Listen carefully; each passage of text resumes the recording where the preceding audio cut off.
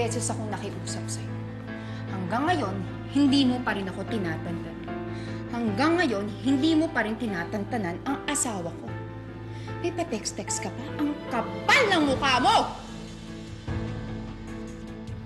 Huwag mo ang hinaharangin, Dada. Ikaw yung nag-text sa akin, di ba? Di ba? Kaya sigurado ko, ikaw rin yung gumagawa ng paraan para makalapit ka sa asawa ko. Gusto mo talaga ng gulo?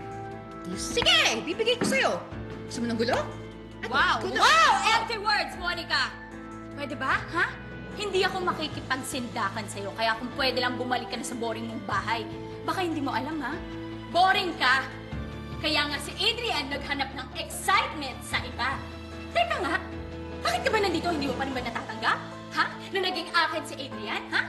Akin siya! Akin si Adrian! Akin siya! Akin siya! Akin siya! Wala ka sa'yo, Nicole!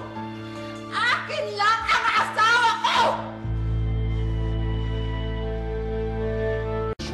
Ilusyonada ka! Ha? Ikaw ang ilusyonada! Pinipili ka lang ngayon ni Adrian dahil yun ang tama. Ako!